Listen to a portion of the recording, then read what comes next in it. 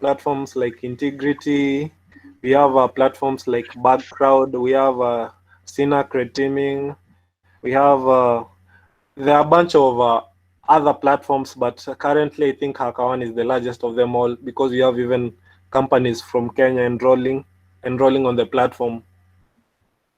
So if you look, currently I'm on the activity tab of the HackerOne website, and maybe if we just visit the first link that comes here. So what is being listed here are some of the vulnerabilities, some of the publicly disclosed vulnerability reports that have been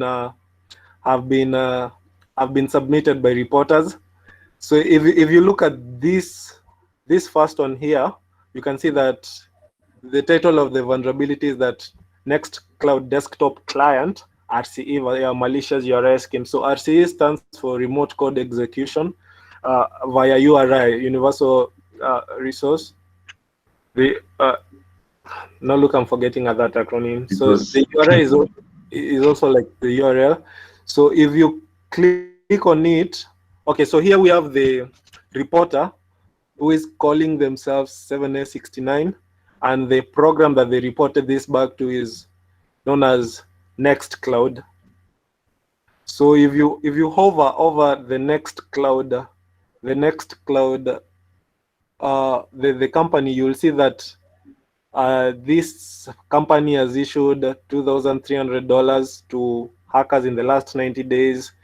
They've received 61 reports, vulnerability reports in the last 90 days. They have 77 assets in scope, and that the last resolved bug was resolved 15 days ago.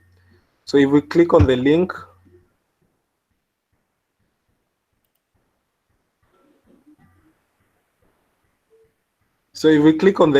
now we'll see details about the vulnerability. So of interest, now Duncan, here you can see this field called bounty. So for this particular vulnerability, the researcher was awarded $1,000. $1,000 translates to, I think, roughly 100,000 Kenyan shillings. So for this specific vulnerability, the researcher was awarded $1,000. So maybe to have like a blanket understanding of how this decision of bounty comes by, I'll visit, I think, 2 programs. So let me modify here. I visit the Shopify program.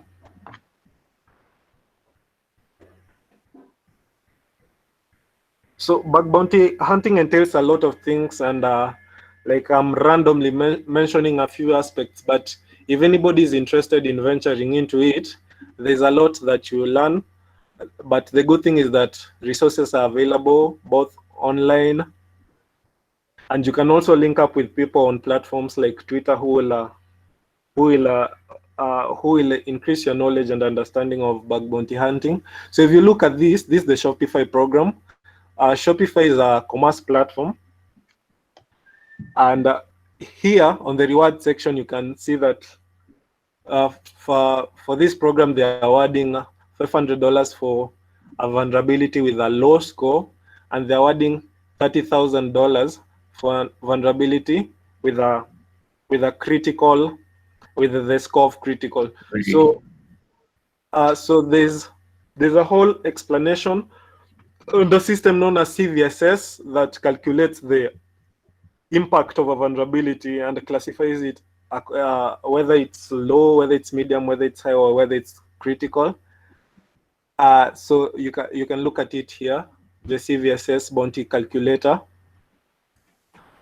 So maybe to give you like a few instances of how these rewards came about, I'll go back and try and search for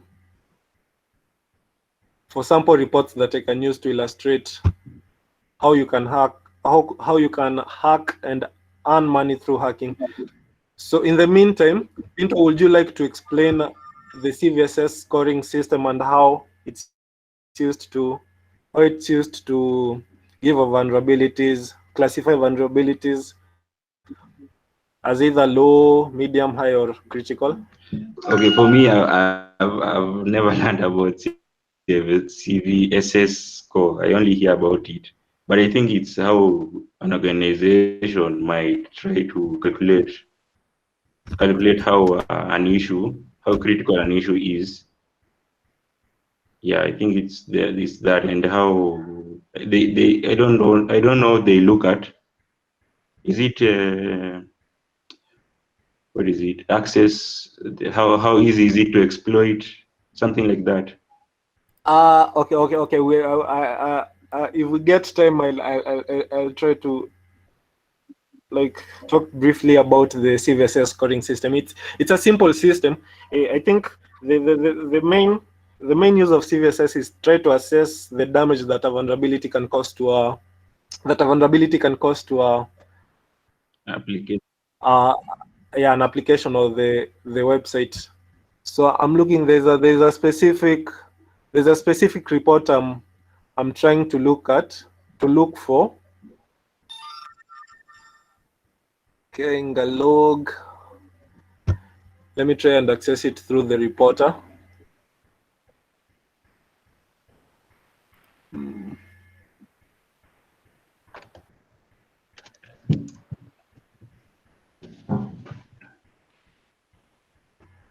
Okay, since okay, this is an example of the reporter's page of a hacker known as Ngalog or Ron Chan. In his page, you can view the vulnerability reports that he's reported previously. You can see that he likes mainly to hack on this company known as Shopify. So you can see that for this particular report, he earned $16,000. It is like 1,700,000 Kenyan shillings. For this one, he earned 950. It is undisclosed. For this one, he earned $15,000, $4,750 for this one. Yeah, if you visit that URL on your browsers, you'll be able to see the kind of earning that is possible on this platform. You can see for this specific one, he hacked PayPal and was paid $23,000, and this one is $8,800. Okay, so let me try and visit. Let me try and visit.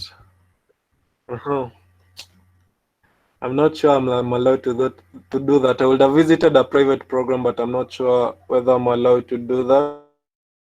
So let me try and visit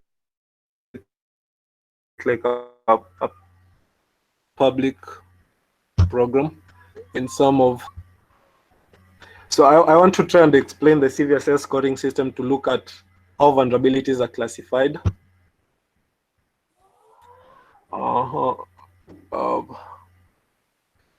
Okay.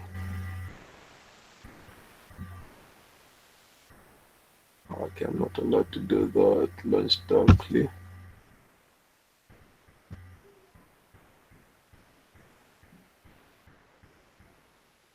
Okay, so I'll attempt to go through the process of submitting a vulnerability report so that I can be given the CVSS screen. So maybe I choose that one. Maybe I choose randomly that one.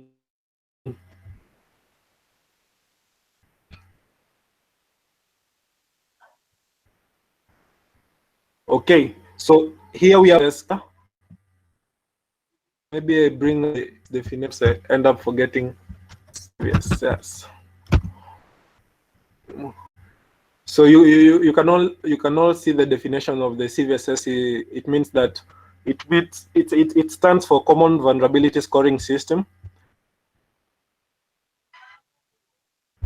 And then now when you want to submit a vulnerability, they look at the attack vector, they look at the attack complexity, they look at the privileges required, the user interaction, the scope, confidentiality, integrity, and availability. So maybe an attack vector could be physical, it could be local, it could be adjacent, it could be network. So maybe you'll try to like all the score that will reach. So maybe you see that maybe you choose network, then you see the attack complexity is low, privileges required are none, user interaction maybe is required. Then maybe you say scope is unchanged, confidentiality is maybe low, integrity low, then you see availability low. So you see with that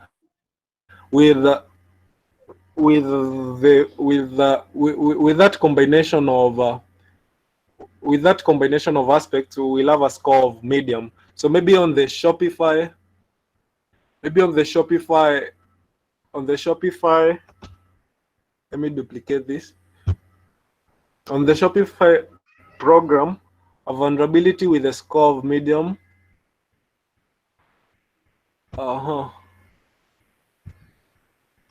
Shopify.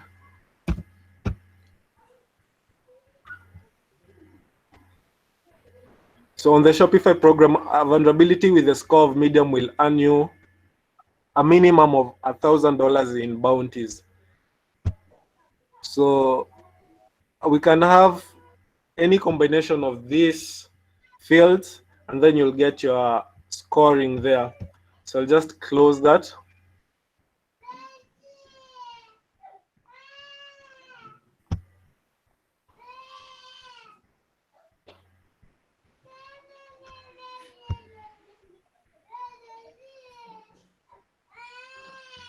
Yeah, so that was an example of how they determine the severity of your report when you report a vulnerability to these programs.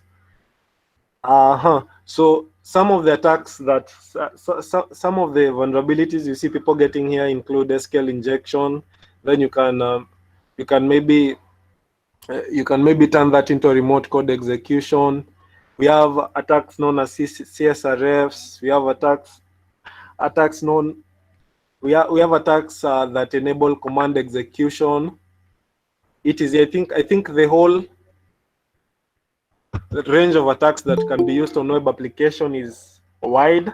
That will require another session for us to present. So maybe Pintos, is there anything you think I've missed out on? Excuse me, Maybe Tange. yes. Yes, sorry for interruption. I can see there are a number of questions here. Yeah. Maybe before you proceed, I would beg you answer. You people could at least try answer these. So somebody's asking, Yeah. what do you usually test on Android applications? So personally for me, I've not tested Android applications before, but I made the setup. But mostly people try and reverse engineer Android applications and try to mess up with the permissions, or try to mess up with the access controls that we can find in Android apps. And an example of vulnerabilities that people have found before in an Android application is, for instance, being able to view the notifications of anybody, maybe on an application like Twitter, when you enable push notifications. And then some people were able to find vulnerabilities like being able to access the local storage of people, maybe through the Facebook Android application. There are also attacks known as XSS attacks, which means cross-site scripting attacks. These attacks are mostly web, but they can also come up on the Android versions of websites. Maybe Pinto, you give us your view on Android hacking penetration testing. Yes. Sorry, So for Pinto. me, Just Android, before you take off, okay, Pinto. I think this question was directed to Pinto because I remember there's a time Pinto said he tried doing something on Android applications, but he was not successful. So what actually were you doing on Android applications? What were you doing actually before you left it? okay, so for me, for Android, when I started out in bug bounty hunting, I took a piece. It was another application from Safaricom. I don't remember the name. So like I took the application, and then I took another tool and tried to decompile that application and see how the logic for some authentication logic was working. And I found out that there was a key being leaked in the source code that was generated by the decompiler. That decompiler is JADEX GUI. So when you open that APK on the JADEX GUI, you can try and find out how the APK is functioning. So from there, I submitted that there was a key that was being leaked in that Android application, and from there they invited me to their program.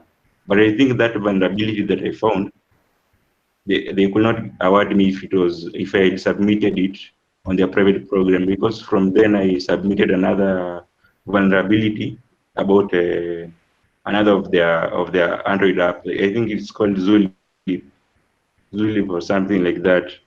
It looks like WhatsApp a bit. So I submitted that there was a database file. I don't know if for the people who have coded Android, you know that Android uses SQLite when trying to store, like, for example, data of a user. So from there I submitted that there was a leak in the DB file.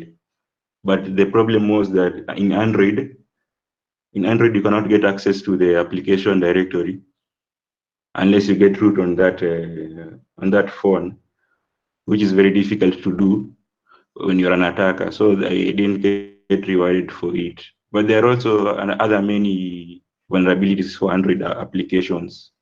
I think the one that is mostly common is that for leaking of tokens inside the Android application. Or for example, like the application is talking to server-side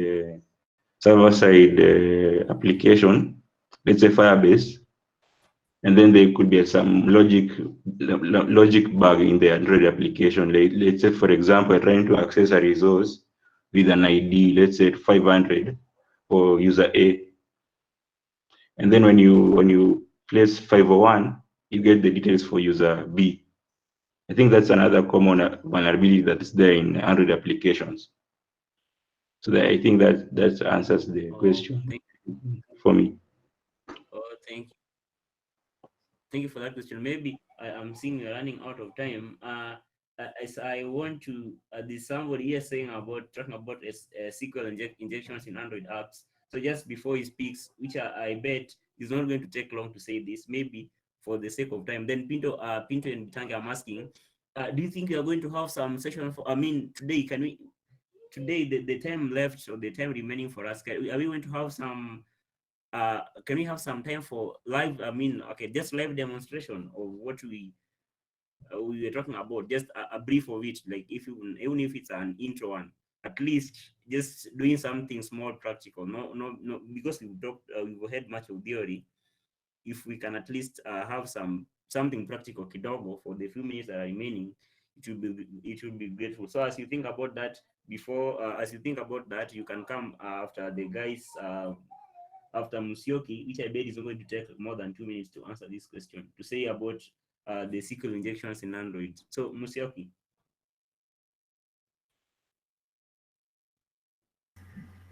Are you there? Yeah, I think we can now like left. Paula, sir. Oh, yes. So the guy is like. Can you get me? Oh yeah. Okay. Take at most 2 minutes. All right. So basically, it's just a brief.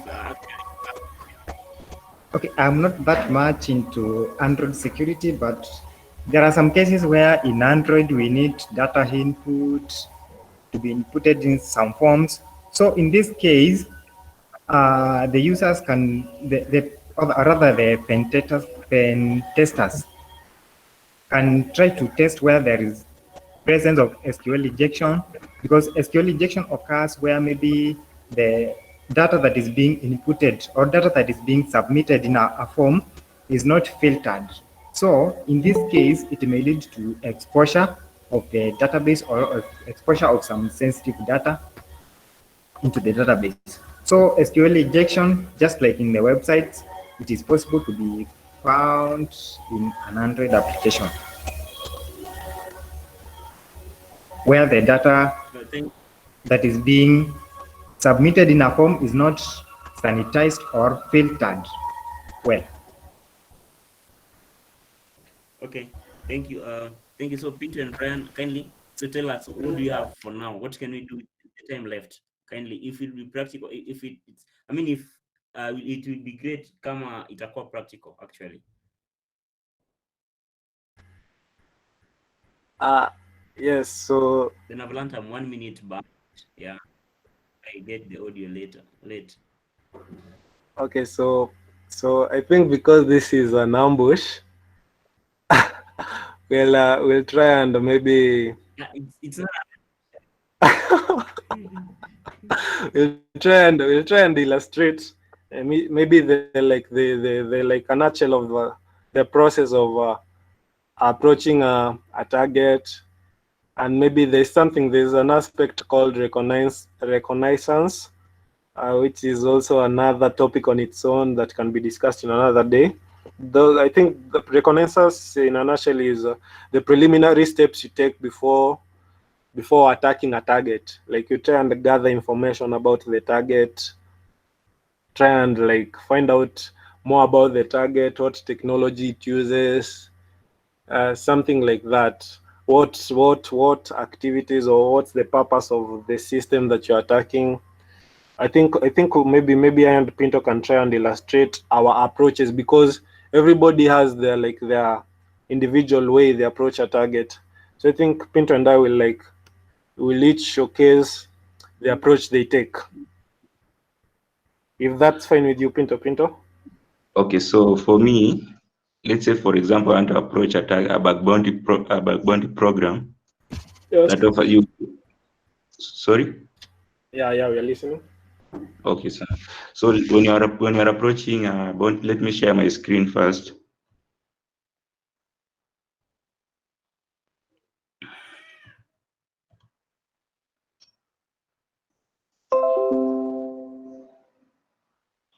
Okay, so my screen can be seen. Yes, So as I was saying, okay, so as I was saying about approaching a target in a bug bounty platform. Let's say, for example, in HackerOne, you can move to HackerOne, and let's say go to, and then go, like, for example, directory.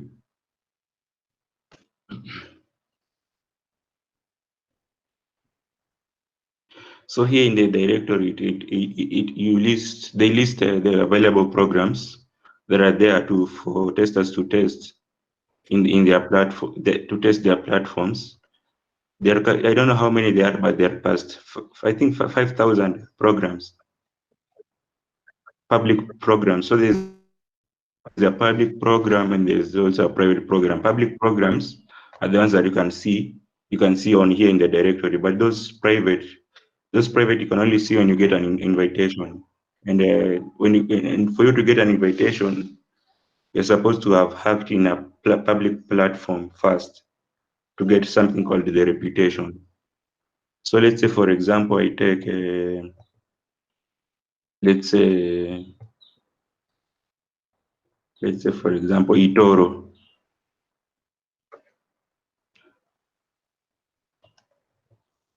So when you come here to eToro, you can read their policy. You can see that they've given a lot in their policy. They tell you how you can disclose it, the things that are supposed to test, the things that aren't supposed to test, and then how they are going to pay you, and what they consider as critical, and what is not, and what is considered a low issue. Then here at the bottom, they give you something called the scopes. So the scope is where a program tells you these are the things you're supposed to test. These are the applications that you're given permission to test. For example, here they give you a domain, and then there's this domain I don't think if this is a subdomain, there are subdomains here. Let me take another program so that I can show you. Let's say, for example, Reddit. I think most of you know about Reddit. And it's also the same. They give you their policy. You're supposed to what they consider as high, medium issues. And then here the bots in scope in the program.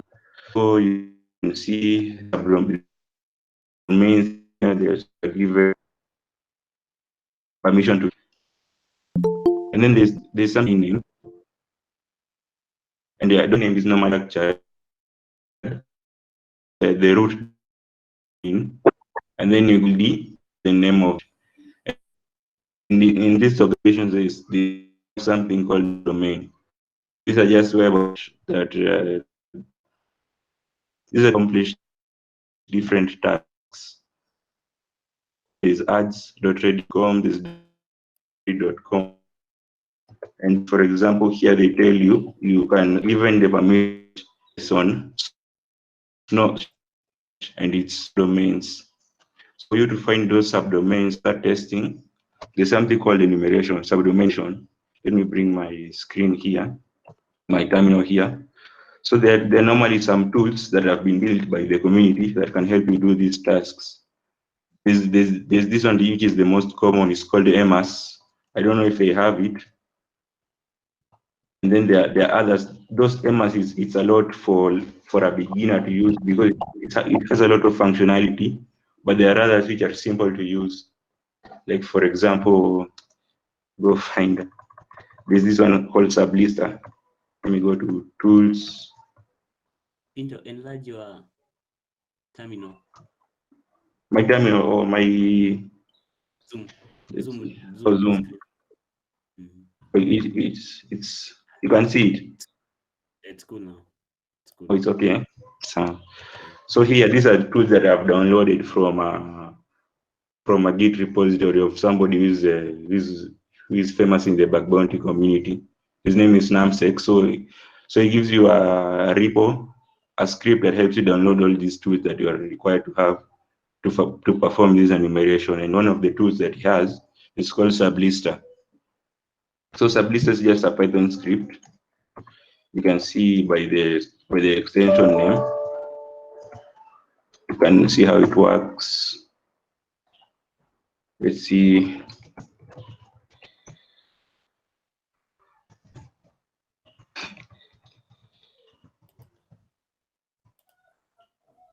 Let me try and download the modules that are required first.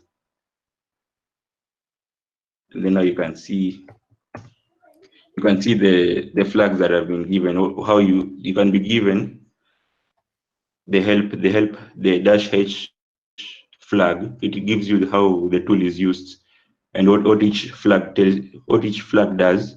For example, you are given how the tool is used.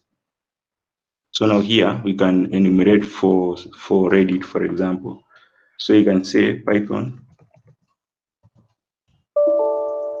sublister -d and then put this domain. You take it, for example, here,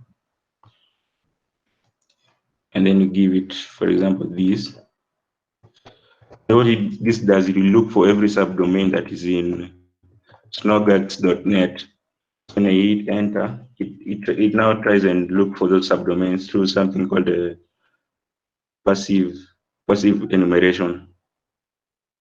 It goes and asks things like Yahoo, Google, Bing, asks for the subdomains. So you have the subdomains here. I don't know how much it has found, but it's quite a lot. So once you have these subdomains, what you can do, you can place them inside a text file. You can say, for example, let's say, for example, subdomains.txt. and it will go and search for those subdomains and place them inside that file that I've given it. So once it's finished, you can now test, for example, if there's a web app on any of those subdomains that it has found. For example, let me see subdomains. These are the subdomains that it has found and it has placed in that file. So from here, you can go and look for which subdomain is live and start testing from there. Once you found which is live with a tool HTTP probe, let me move to root and then go, for example, go in HTTP probe. Yeah.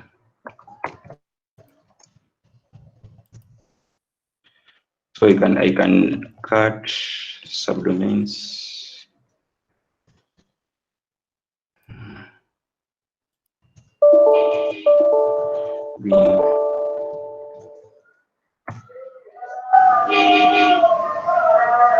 So what this does, it takes the subdomains and tries to look which subdomain has HTTP or HTTPS. HTTP is just a protocol for web application, how a web app and a browser communicate. For example, your browser and a web server, for example, how they communicate. There's something called a request. So like your server sends your browser sends a request to a web server on a given port. The most common port is 80 and 8080, and the secure one is 443. So once you found this domain, the domains that are live, it will give you, and you can place them also in a file. So you can say, let's say p-a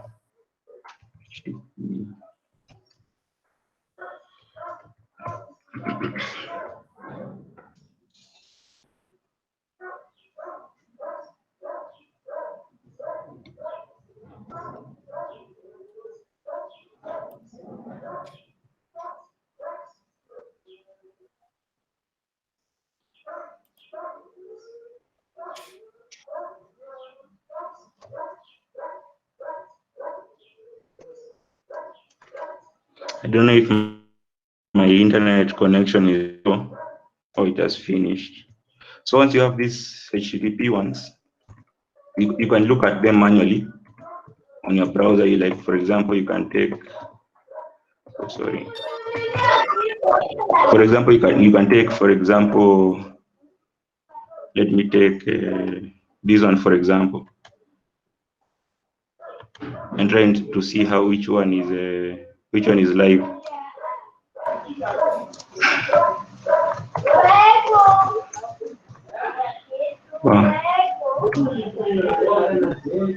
Let me take this one.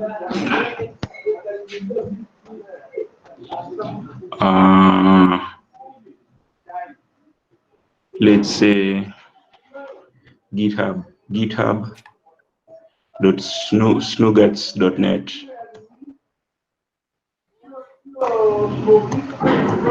Control C. I don't know, it doesn't copy. Yeah.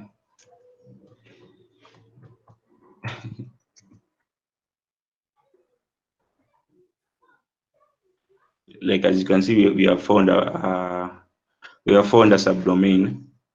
So, for example, you can see it's a live web app that requires authentication. So from here you can try and test this web app that has been given here. There are also other tools. I don't know if I have them installed. There's a tool called FF.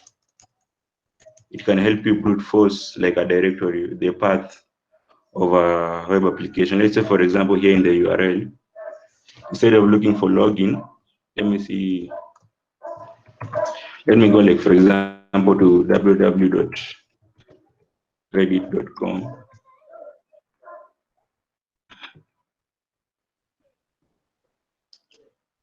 So as you can see, that there are normally some files on the server that you cannot access it directly through a link inside the site. But there's something called enumeration through brute force. You get these files. One of the most common files testers robots.txt useful file. It can give the representing the robots tells it does. It is parts are not supposed to index the an over the web application. Reddit. Useful in testing. It can give you JS files and other things.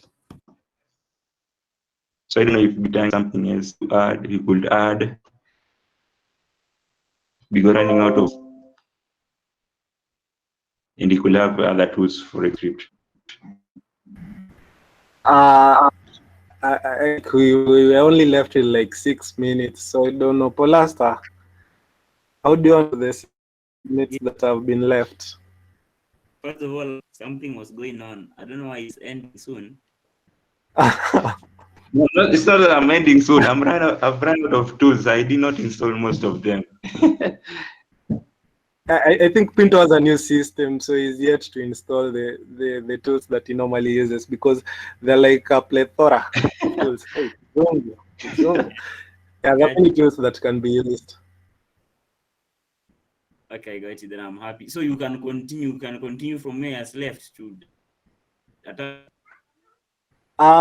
Yeah, I could, but let me tell you, in this thing you're calling reconnaissance, is not even like covered like 10% of it. It's like we need like very many sessions to be able to show like the full extent of reconnaissance. Maybe there's a tool called Bapsuit, which is a proxy that I could show guys. Yeah, you can cover about Bapsuit. Yeah.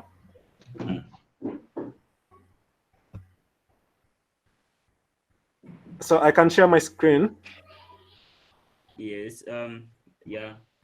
And Paulus, how do you want us to go about the idea of demo? We can extend a little bit. We've extended by 30 minutes. Oh, I thought you were supposed to end. I thought you were supposed to end at 6:30. Yes. Yeah, if members are willing to go then beyond that, it's okay. I think they're okay, unless somebody want to complain. Okay, so let me like just do like a brief introduction to a tool known as Bapsuit. So maybe I just start with I pull it up on Google. Bapsuit. Sorry. Bapsuit.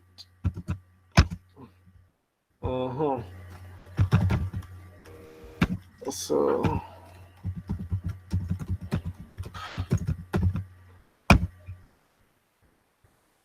okay, so normally during penetration testing or bug bounty hunting,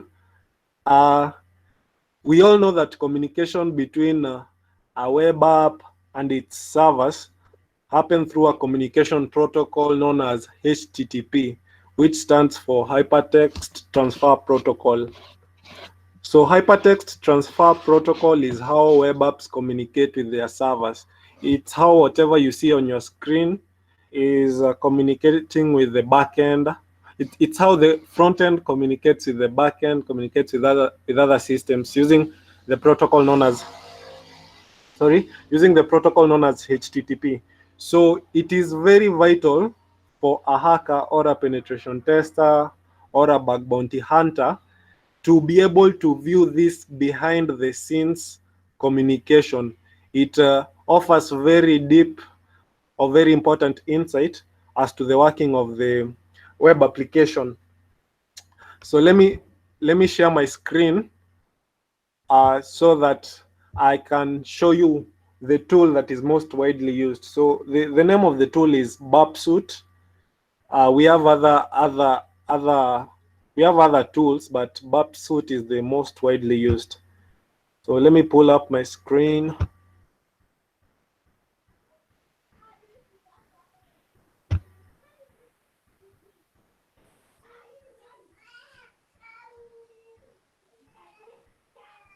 So can everybody see my screen right now? Yeah. So I pull up my terminal.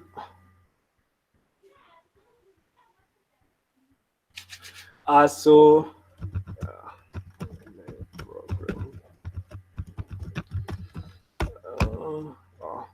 sorry. Wait. Plus Java. Yeah.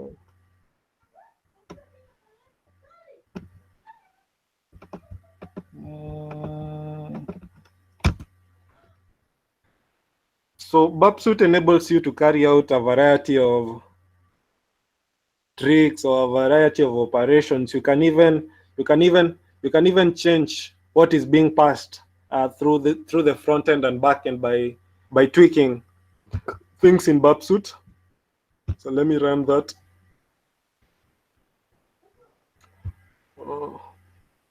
Just a little bit. I'm bringing my screen back up.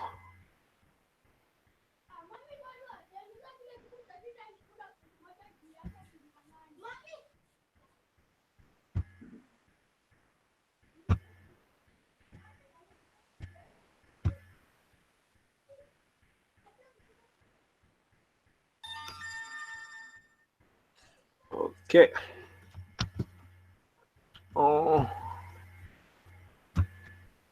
So here we have Bapsuit. There's the community version. There's also the professional version. Listen. So basically, that's how.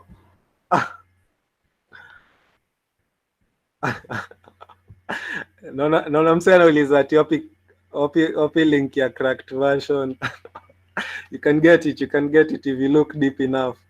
So, so basically, this is Bapsuit. It has, you can see that it has a lot of tabs up there. I cannot be able to introduce all of them. Maybe I'll introduce them in another session. But you have maybe the target tab, the proxy tab, the intruder, repeater, sequencer, decoder tab. So let me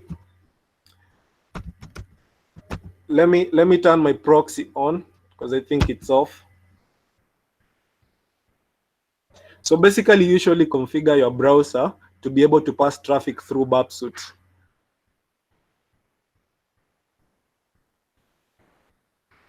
And some of the attacks where you can use, okay, I think virtually every process of penetration testing or hacking, at some point you'll need to like look at the communication that's happening behind the scenes. So Bapsuit is a very vital tool during this process.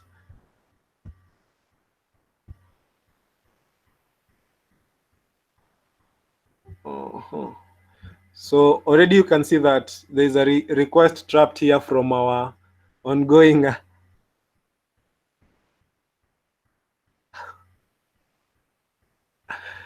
So sorry guys, I just realized that if I turn on my Bapsuit, my Bapsuit intercept, it will block our communication and you won't be able to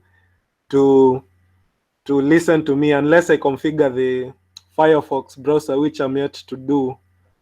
So I don't know, Pinto, do you think there's a way like I can illustrate how Bapsuit works without interfering with You my can use current session? if you have another browser like Firefox, you will open Firefox.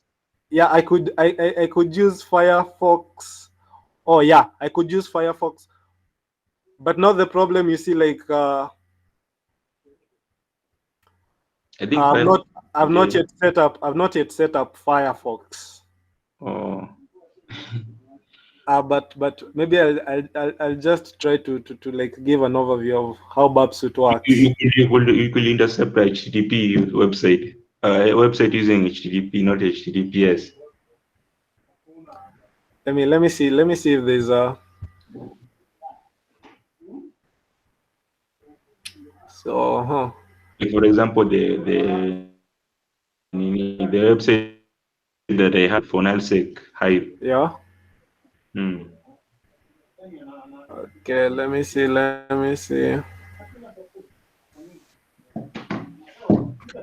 Okay. I think what I'll do, because time is also not on our side, I'll try and figure out a way in which I could, or maybe I'll configure the Firefox browser so that next time when we have a session, I'll illustrate like how you can use Burpsuit to hack into websites.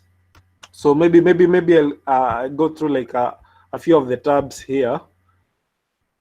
So we have this. We have the dashboard tab.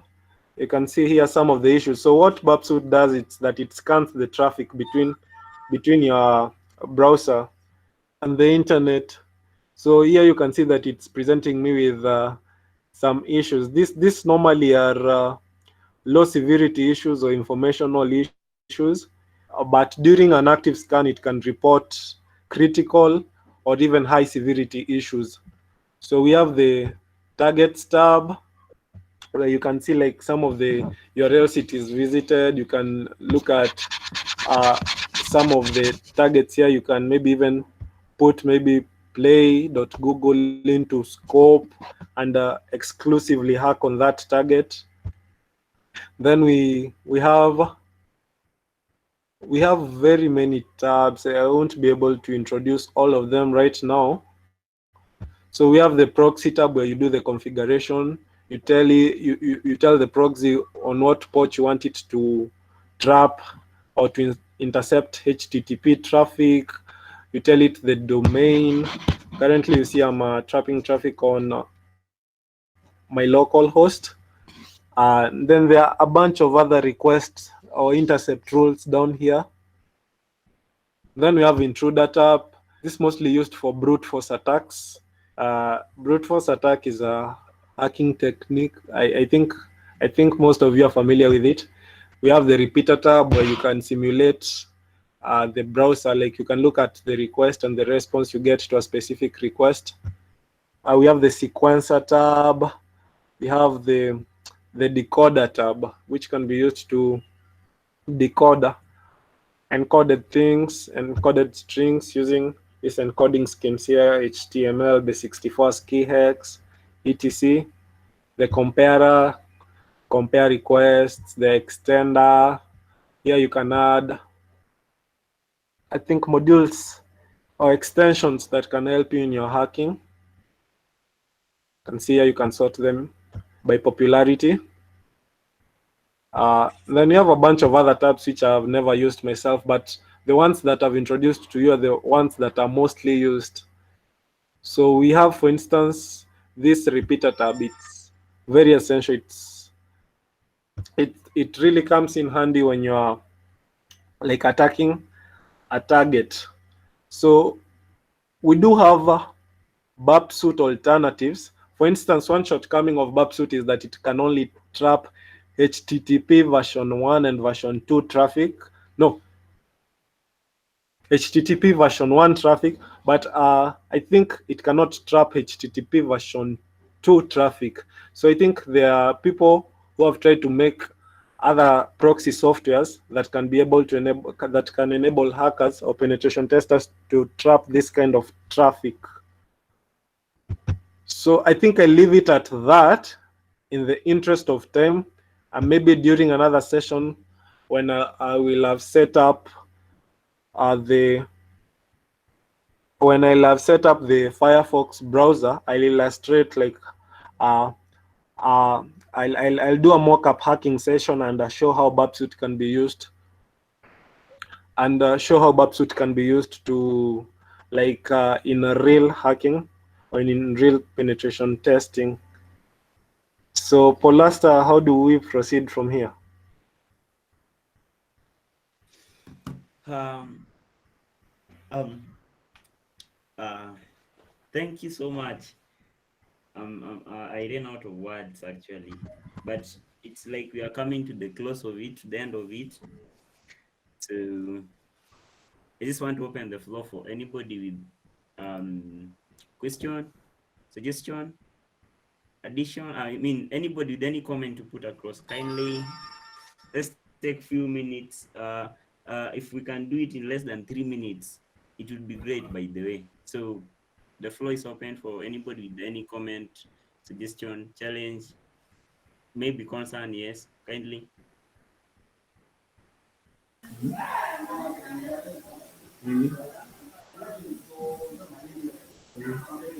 Nobody, because I can see people leaving. It's like nobody. So Hello. yes, is somebody talking? Uh, Yes. yes, John Musioki. So try to put out the line kindly. Okay, so my question is, hello, can you hear me? Yeah, I can hear you. Okay, so I'm asking, maybe you are just trying to navigate, or it's a daily basis, you are trying just to navigate the normal website, and maybe you find a website for a small entity as a bug. So, and maybe the entity doesn't have that bug body program. So, what's the way forward for that? I'll try and answer that.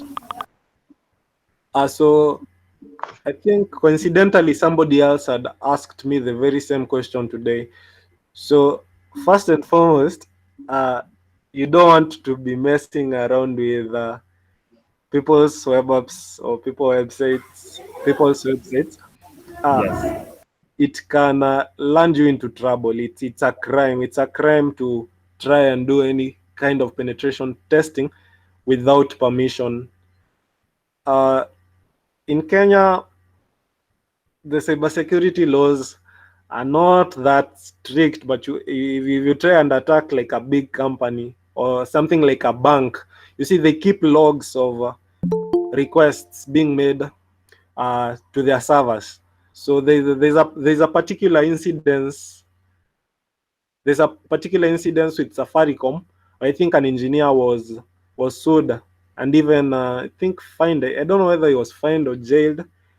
They found that he was like bombarding their servers with a very enormous amount of requests. I think at the rate of like 10,000 requests per second. So I think Safaricom took legal measures on him, which is something you don't want to land in. If you want to like try and pen test a site, I think you should get written permission from the site owners. Otherwise, you might land into trouble.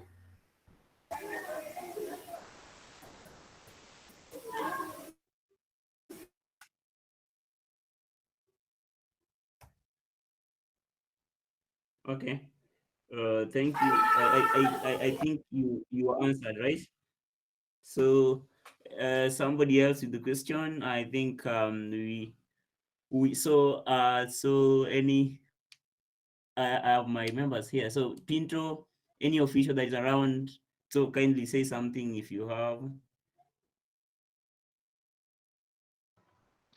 Okay, for me, Yes. I'll just proceed. oh, So I proceed. nilikuwa na request ka uko na hiyo craft version ya Babsuit itatusaidia tu sana ushare tu. I can see you have been ignoring comments from us. Oh, hiyo ni ya Babsuit. Oh. Kuna hii link ya are you in Telegram? Yeah. Oh, so ukiingia Telegram there's a Podswiga nini channel. There's a Podswiga channel hapo you can join na hapo huwa wana update hizo cracked versions. I think after every 2 weeks they give you a new cracked version. Abu, I want you to send the name kwa message section hapa hivi, maybe we will search for it. Yeah. Kama Telegram kama unaweza login Telegram.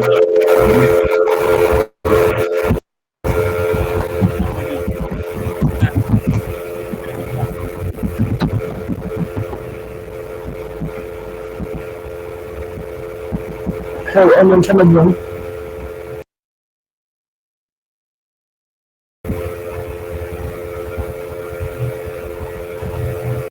Done. Dan, you have some background noise, kindly. I don't know how you go about that. There's some background noise. Dan, there's some background noise from your end. So, Pinto, I think, yes, you will share the resources that you will feel you will be using in the due course. So, yes, you can proceed. So for hiyo I think Bitange anaweza nisaidia. My phone haingii Telegram vizuri. Oh, Okay, okay. then I have a question. The Podswiga channel, I think you can just search it and get the channel from your search.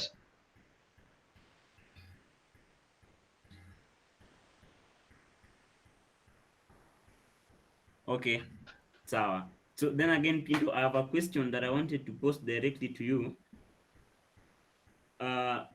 Okay, so tell me, because we will have this event repeating like almost weekly. It's a recurrent event, so it will be going on weekly. So what time do you suggest? Do you want us to stick to this time, or you will shift to another time that's most appropriate for you and that's most appropriate? I think this was just fine. 5 to 6 or 6:30. Huh? It's just okay. Yes. I think the time is just Okay. perfect. So we can say that all our cybersecurity events, just for this schedule that we have running currently, will be held on Thursdays from 5 to 6:30. Yeah. Then again, we have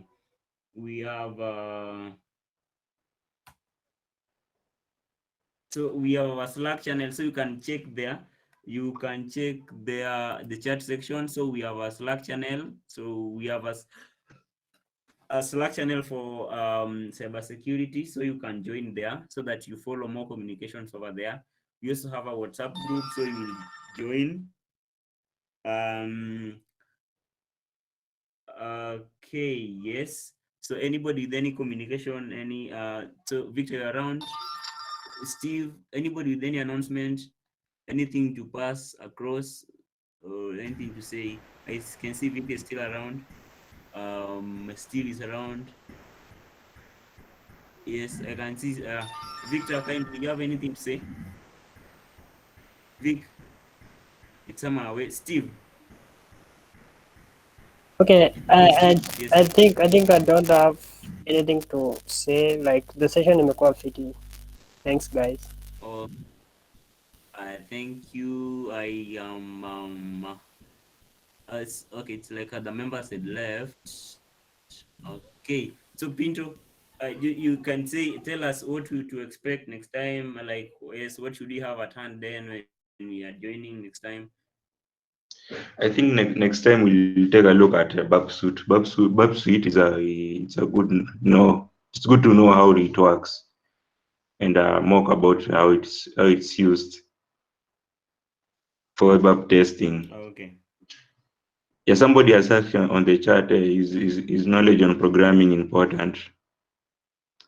In bug bounty, not much, but it's a good skill to have. Some background in programming. Like for example, you can look at JavaScript files. You're required to know how JavaScript works. You can't just read JavaScript without knowing the language. Okay, so somebody's asking for the WhatsApp. So Steve, are you in a position to share the WhatsApp link here? Or I just look for mine.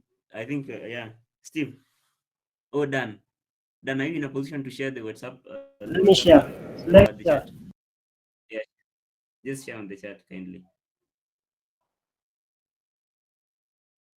Yeah, for the cybersecurity. Yeah. Yes. No, I think we don't have one on Telegram. We don't have one. Hey, Pinto. Yes. Pinto. Oh yeah, yes. You can see there are only 2 channels. Okay, that name puts 25 subscribers na 10. Is there anything I'm missing out? You're gonna how many subscribers? The first one is 10 alafu the other one is 25. Iko Okay. na charge at Nalbap and then the other one at Port Swiga. Ona hiyo tebu ingia hiyo ya BAP. Okay. Acha nda try ni join hiyo Telegram. Ni tume. Sawa. So thank you guys. I can see some people I am feeling like can I just call their name and they say hi. So Zawadi, Zedi. Zedi, hi Zedi. We have some resourceful people here. Hello Zedi. Mimi sina bana nini hapa. Mtu mwingine aende. Hello Zedi. Oh, so you can at least increase that volume. I mean, if you're loud enough kidogo usalimie. I think Zedi is Zedi. I don't know. She will introduce herself, and I know she's my friend. She's my colleague. What I know that she's a certified cybersecurity specialist. So Zedi, kindly.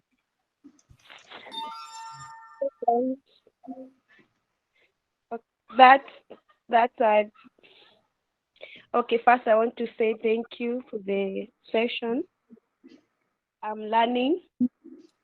I'm certified, but I'm learning. Today, I've learned a lot, and I'll just be with you, trying to learn more and more because there is no end to learning. Thank you. Wow. Thank you. Welcome. So, is there any other attendants that want to say hi? Any attendee that want to say hi? Sorry. Oh, which I called you and you are not around. Now you are here. Say something. You called me. Maybe nilikuwa kwa gari manze. Poleni. So the session has been very awesome. Pinto na jina ingine napoteanga sana. Pinto huyo mwenye nani? Bitange, yes. Bitange Ndemo. Session imekuwa fiti. And najua. Yeah, najua. The session has been awesome. Yeah, ilianza nikiwa job but nimeweza catch up some few things here and there. Yeah, so looking forward to next week event. I hope itakuwa weekly. Si tufanye leo tena next week to me. So looking forward for next week event so that we continue learning more and more and more. Yeah, welcome guys for next week. I guess it will be awesome. And yeah, so before I finish, Bitange. Before Yes. there's that big Java book you were reading while in first year bana. Usichupe hiyo kitabu. We, acha kunchomea bana mbele ya watu.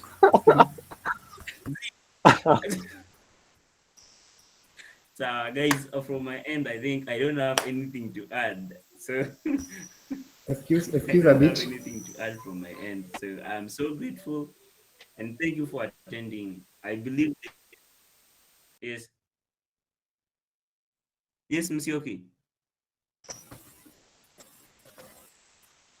Okay. Msioki, you meant to talk that was just okay. an error. Okay, I was just to mention something small. We have another community of cybersecurity. Yes. Where we do. So I wish it. I'm just suggesting that it's good if some guys here can be joining also that other session. It is on that day from 7 to 8, and it is also another good platform for guys to learn a lot in cybersecurity. Okay. There is a session today. I'm going to share the joining link on the group. Oh, thank you so much. Thank you so much. So